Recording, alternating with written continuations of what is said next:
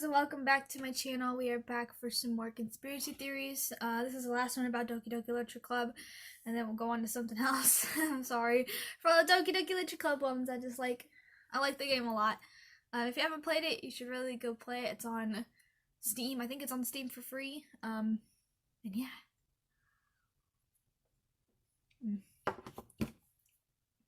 Made a bomb smoothie. Anyways, this is quite the long one. This is a very long one.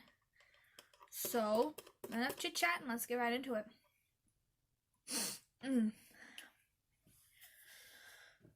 Here is a genre of entertainment software you might not have thought about. Bait and switch games. Some games exclude one mood or one aesthetic, which, when you first pop them open so they can startle you by pivoting to different emotions and aesthetics without any warning. Members of the genre include Undertale, Eversion, Frog Fractions, Pony Island, and since 2017, Doki Doki Literature Club. Almost all of these games begin simply or peacefully, and later costume change into complex and or chilling dress.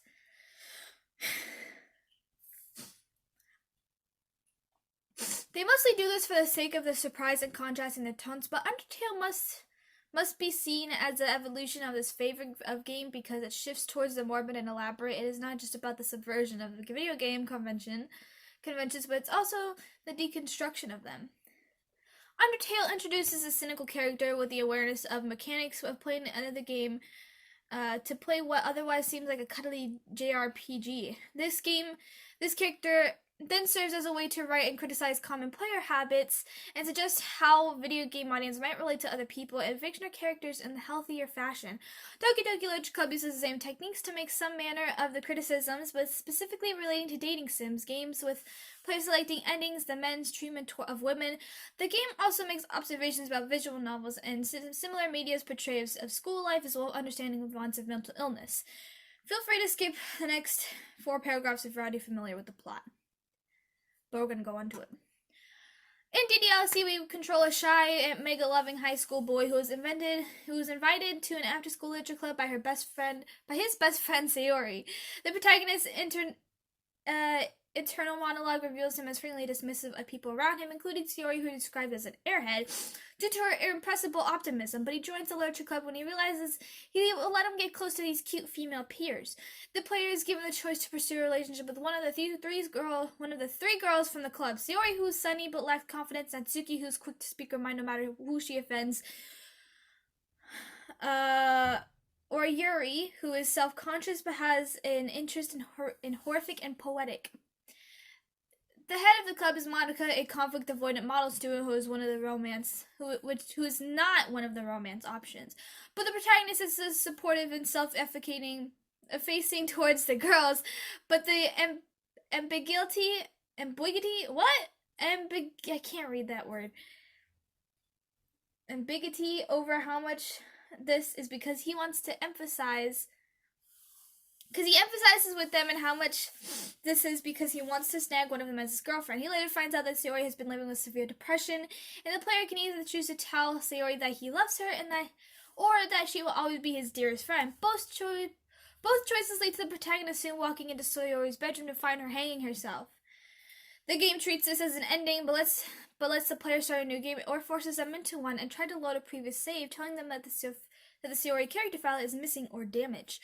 One of the second playthroughs is the game telling an almost identical story, but Sayori is absent and Monika filling in most of her lines. This playthrough has telltale signs of the file corruption, but also includes the point of distorted font appears in the characters' text boxes, expressing more dire and extreme sentience than you might find in their otherwise light pattern. The girls of the club become outright hostile toward each other, and we discover that Yuri cuts herself and Natsuki is a victim of child neglect. In the end of this run, Yuri professes her love to you and accepts her confession no matter which option you pick. She commits suicide in front of you. Monika arrives, telling you the game script has broke and deletes Yuri and Natsuki's character files. Then strips the world of everything but in a small room which she can stare at each other for eternity. Like Yuri, Monika is quite literally madly in love with you and is aware that she exists as a character in a computer game. in a computer program. Frustrated that she is not a romance option for you, she's tampered with the data in an attempt to make the other characters less likable, goaded them into suicide, and deleted everything that might prevent you from spending time together. As the game uses suicide and self-harm as its verbiage, we need to all be on the same page about what separates a respectful and informative depiction of these acts and disrespectful and unhelpful one. Creators, including ones with visual novels, typically shy away from pulling the curtains on mental illness and the behavior it entails. Where art and entertainment mentions of Drastis's self-harm or suicide, it's part of course, that it's done to shock the audience, give the character a part of self-harmer, something to be sad about, or advance the plot. Often writers and directors care more about illustrating the gore of self-harm or suicide, or using it as a motivation for the other characters, than they do that about exploring what it's like for the person to suffer with a mental illness associated with these behaviors. Suffice it to say, all media has traditionally boasted about shallow understanding and of care for depressed individuals. To watch or read many stories, you wouldn't know that depression is anything more than just being very sad.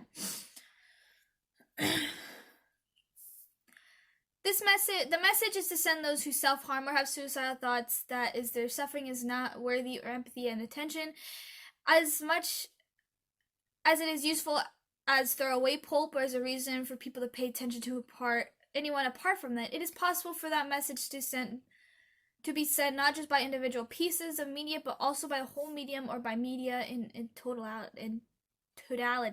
In addition, psychological research tells us the violent description of suicide causes copyright suicides. When the media is not ignoring the emotional component of self-harm and mental illness, it is romanticizing it, downplaying the negativity of it, and viewing it as somehow expressing a beautiful inner turmoil. A sentiment that you hear a lot from these are mentally ill is that these depictions fail and connect with them because they falsely precise a glamour in psychological disorders. Doki Doki Literature Club uses Sayori's suicide for a shock value of plot progression, and that's worthy of reproach, but if we want to analyze the character's suicide, then we can't focus on the suicide scene itself. We also have to take in a conscientious look at the scene, of which tells us the character's motivations for the suicide and their feelings going on to it. Sayori hangs herself motivated by her depression, and the game has an exceptionally advanced view of the condition. With the general comprehension being that depression is a form of sadness, Sayori is the last character we might expect to have it. She is bubbly, positive, ready to leap out of her seat and cheer for her friends at any moment's notice.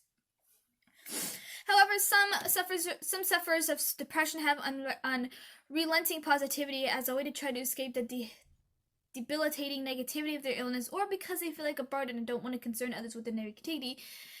Both are for the case of Sayori. In many romance stories, including those in dating sims, there is a point at which the defense of the love interest drops and they have a heart-to-heart with the protagonist. They reveal sometime a damaging event in their past which shaped them into some deep hurt in their present. In this scene, the protagonist typically pledges and supports and protect the romantic interest, setting the stage for them to have a blissful relationship together. Usually, the protagonist appears heroic or clears a partner of the problem, makes it so trivial, and it's never brought up again. In DDLC, the heart-to-heart between Sayori and the protagonist is when she opens up about her depression to him, and at that point, the protagonist may possibly, and the possible audience may expect the plot to utilize those standard romance story tropes. However, it does not urge you to think about how the expectations for it to do so is unrealistic. When Sayori comes out about her illness, the protagonist makes it too much about him. He starts blaming Sayori for not telling her about his condition sooner, failing to consider both the emotional damage that could do it, and that it could have been his behavior which dissuaded her from coming forward before now. He also doesn't stop and think about the humanizing, dismissive attitude in the past could have been contributed to the person's suffering. The game prevents you from saving Sayori no matter what option you pick for her. And this gets out of multiple gems. Her death needs to be inescapable because the game needs to turn over to a horror card, and you might be able to prevent her suicide. Makes a horrific force feel insurmountable. It also means that the protagonist can't sweep away the consequences, treating Sayori like an idiot, and for all those years in the second he's forced to confront them, nor can he make her confession a chance for him to look like the heroic savior. The suicide also suggests that you can't just cheer a person out of their depression, as confidential wisdom suggests that you can.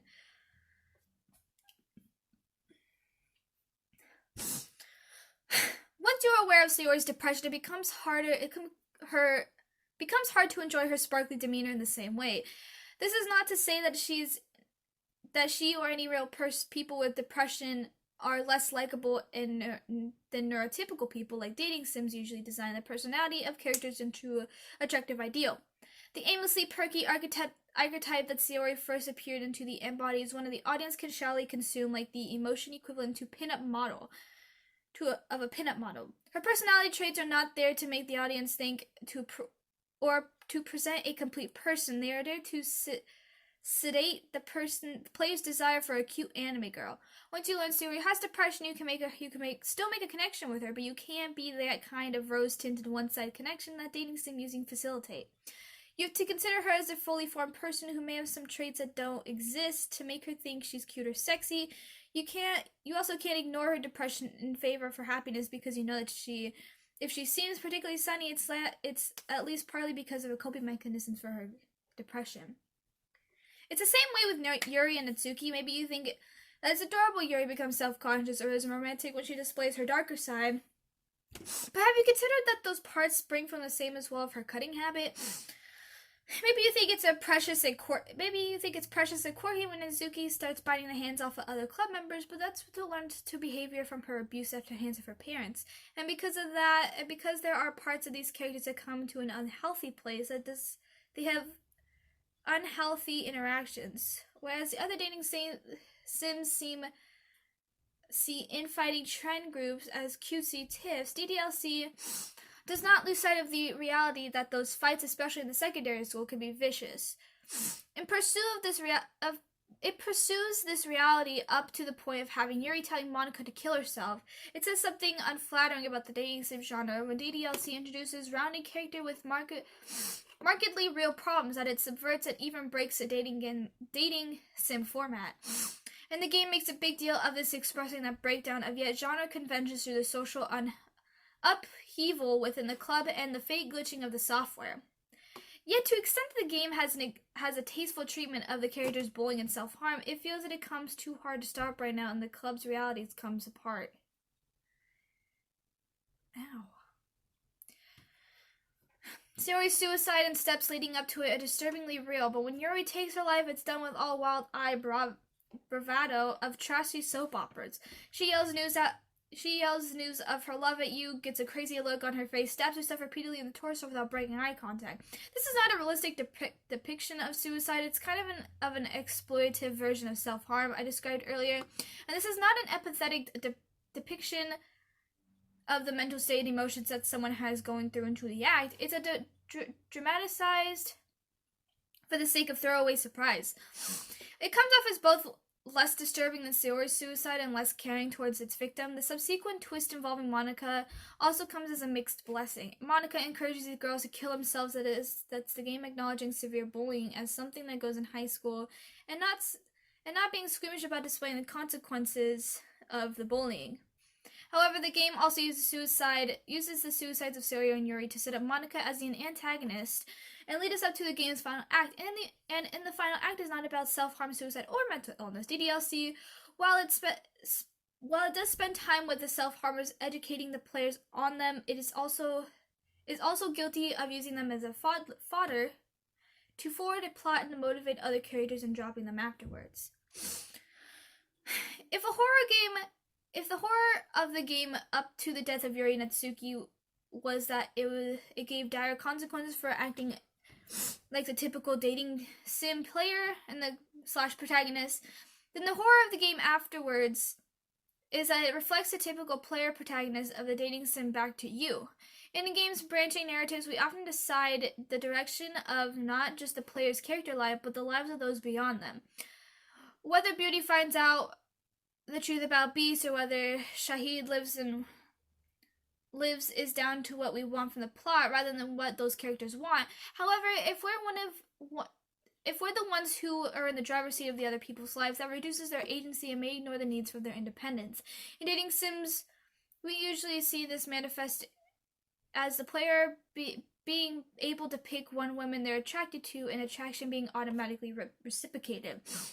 Rather than the love interest possibly saying no to a relationship or being able to show any interests or circumstances in her life that may conflict with the player's desires of partnership, she is destined to become their girlfriend. It is true that the dating sims usually have supporting characters happily consenting to the kind of relationship the player protagonist wants them, but it doesn't give off the scot-free. There's a lack of titles in the dating sim space, which gives their female characters desire and preferences, independent of what wants and presumed male heterosexual player, and limits them in all sorts of ways. It means if you want a romance game where women and relationships feel real, you're out of luck. If you want a romance game where you have to work towards a relationship that functions for both people, you're out of luck. If you want a romance game built for anyone but straight men, you're out of luck. And it's also not a good education in women and social interactions.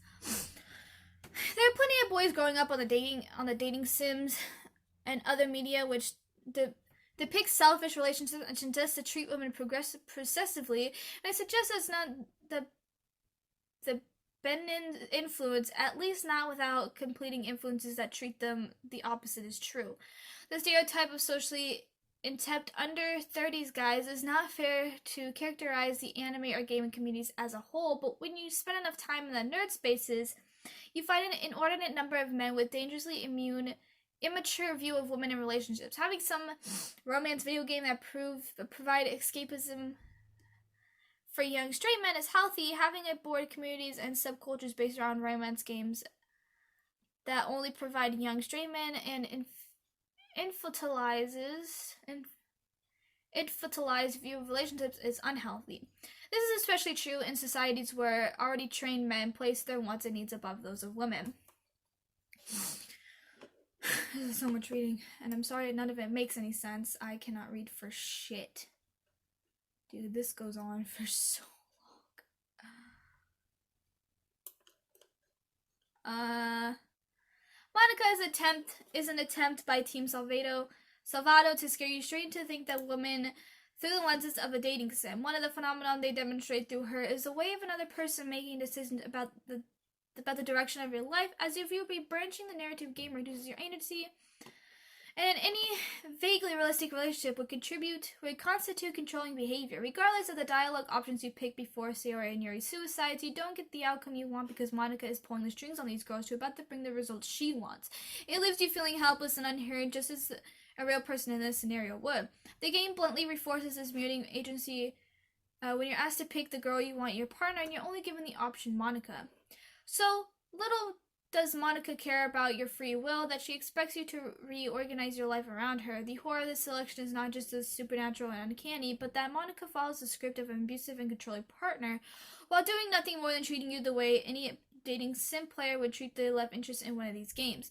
Early on in Monika's scene, she attempts to guess your real name by reading the name of the directly on your hard drive. We must understand this is not as some cool horror novelty, but in the same way the game built a frightening and direct link between Monika and the player. By having Monika acknowledge the player directly, the game signals as it's using its criticism to address the player and not just the protagonist. Her psychotic fixation on you serves as not just criticism of the lens visual novels give protagonists and players, or of the yandere character archetype, but also of the pathological love dating sims often romanticize. This criticism actually begins early in the game as love interests practically clamber over each other to get to you, verbally harassing each other and coming out on top. Monika, however, is the purest distillation of the idea of the person who thinks only about you and who would do anything to be with you. In the cold light of day of this attitude is not shown to be in the height of romance, but something akin to a personality disorder. By this point, you have noticed that there is much of horror and criticism in these final scenes is reliant on the fourth wall breaks. Fourth wall breaks are nothing new to the medium, and average 90s adventure game has a protagonist making a die equipped to two-player. But breaking the fourth wall isn't a synonym for having a character talk to the audience. In theater, where the term originates, characters can also break the fourth wall by acknowledging the existence of value and physically interacting with the audience. This sense of link between the fiction and staging grounds we lost with the fourth wall breaks were replicating in writing, radio, television, and film. But video games are a highly interactive medium with the potential for more interactive breaks. I need a break for a moment. Hold on. Many of the best received fourth wall breaks in games are those that have followed the suit of theater and have not just characters talking to the audience, but the fictional characters and forces interacting with a non-fictional value. In the case of video games, that the venue may include components of the game which are not intended to be parts of the fiction, such as the user interface, or include parts of the software or hardware running the game, such as display or file systems. Games like Metal Gear Solid and Eternal Darkness, Sanity's Requiem pioneered fourth wall breaks that took advantage of these venues, and this would eventually influence DDLC. However, there are more recent examples of this technique, which land closer to what Team Salvato ended up with. The 2016 horror thriller I'm Scared has players interacting with files and writes for a hard drive as part of the play, and 2015's Undertale stars characters who reference them and manipulate the game data to critique the player. In more of the obscure case, 2013 dating sim Kimi and Kanjo to Kanjo no Koi has an ending in which one of the girls becomes aware that she's a love interest in a visual novel, and the player's actions in a different playthrough. In response to what she perceives as a lack of faithfulness of part of the player, she kills multiple other characters and claims to edit the game files in a way to make it unplayable.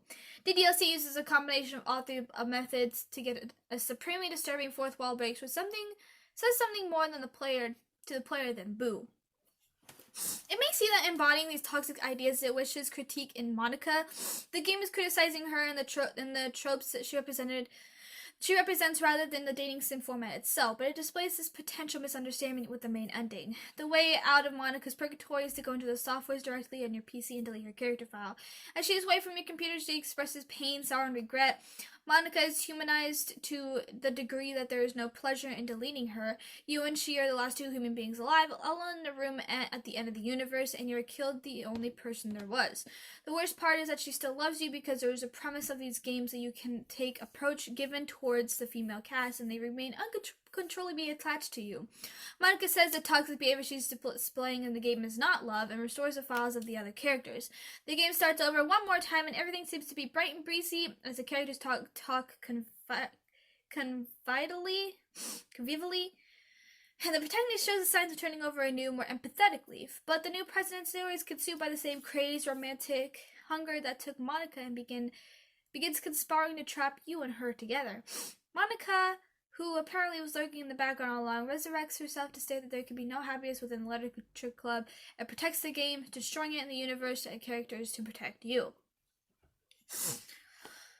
While she initially mistreats you, Monika ends up being an enormous sacrifice, making enormous sacrifices for you, and in the end cares about you in a healthy way. The sign of her commitment and her love is that she accepts staggering personal losses for your gain, something that the players and protagonists of visual novels are never asked to do.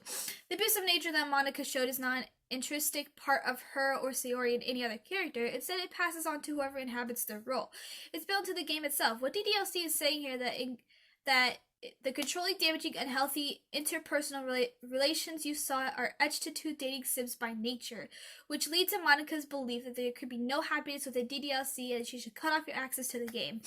There are also reasons why your dialogue choices couldn't stop Yuri or Zero killing themselves. No matter what you did, this is a dating sim by DDLC's measure that there is no ethical treatment of female love interest in this format. This is a game that very critical of the player while you sorry, I forgot where I was trying to scroll down. This is a game that's very critical of the player, and while you might feel that it's mean to you, remember that Monika, the eventual ethical mouthpiece for the game, doesn't just remove you from the club for the sake of women within it, but also for your sake. The game is saying that not only do dating sims prescribe toxic ways to interact with women, but the genre is bad for you because it's teaching you unhealthy habits. There's a big caveat to everything I've written so far. The game has hidden endings.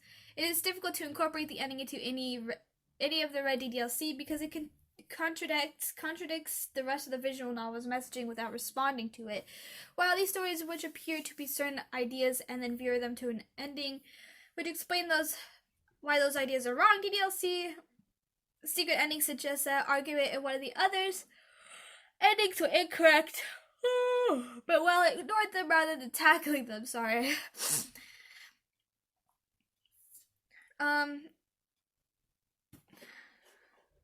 As this is interactive fiction, we need to analyze this ending not just by discussing its contents, but also the steps you need to take to unlock it.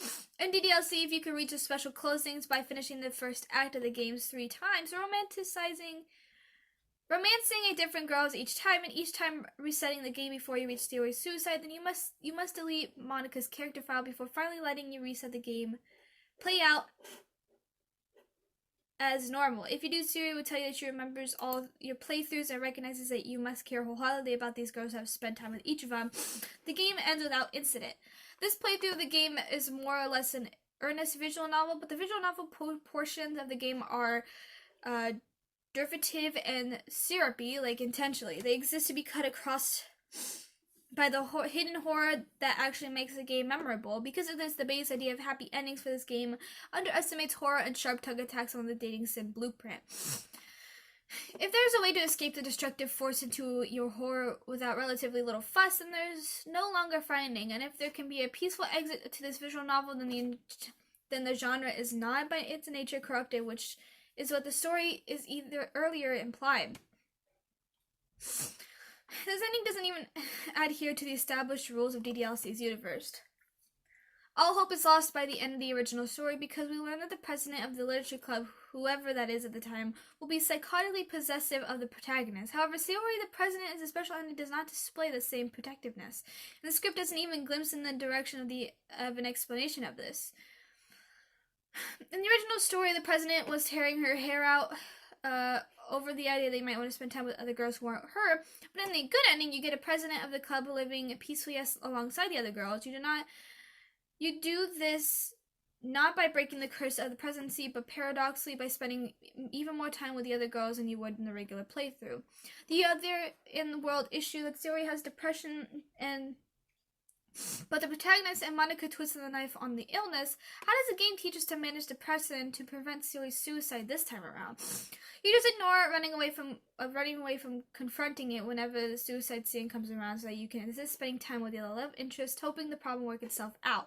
And it does work out. It does work itself out. The special ending shamefully avoids tackling the topic of mental illness and self-harm, which were essential to the game prior.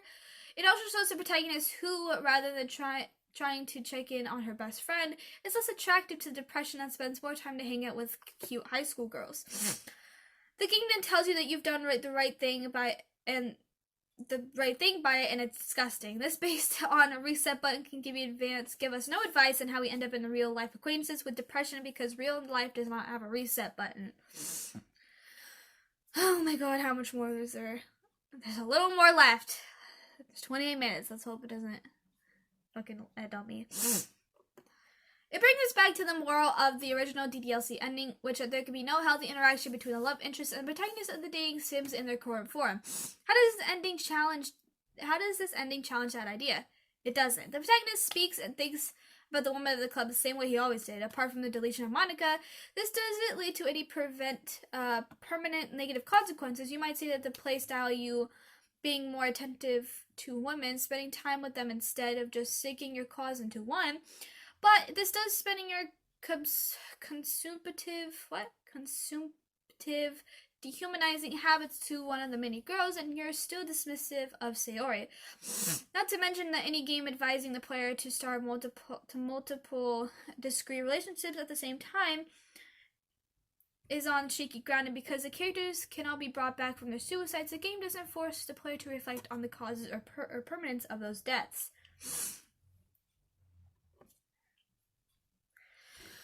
The good run of DDLC doesn't have a plot that makes sense, but because its plot makes no sense, its messaging doesn't make any sense, it creates additional unintentional layer of meta horror where not only the main character and possibly a player oblivious to toxic elements of visual novels, but so is the game. It dumps the conceptions of how women might need to be more than an object of romantic advances to be properly realized. How cutesy antics of dating sims romances don't begin to tell you how to support women emotionally. It does this for no perceptible reason apart of assuming the player and their opinions on visual novels and women's needn't be challenged as long as they are dumped enough hours into their experience. I worry a lot about the legacy of DDLC. It's worth taking away from this game in the way which rightfully hauls emphasizing unhealthy tropes and characters' archetypes over coals, but on the other side of this could be easily forgotten, and the good ending may as well be a contribute to that of loss. I worry about it being forgotten because DDLC is a hybrid of two breeds of the game, which tends to be furnished for a novelty value alone. Visual novels and indie horror games. On YouTube and forums, DDLC is more excitedly talked about as a creepypasta with some cute girls in it, rather than a lucid essay on romance and mental illness and media dating sims.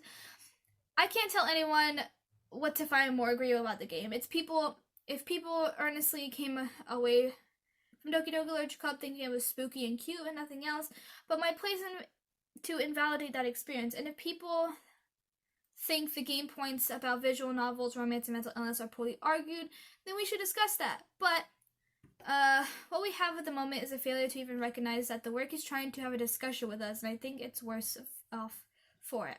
It's not a good sign that the players are looking doe-eyed in the direction of abusive relationship with Monika or making jokes about your self-harm.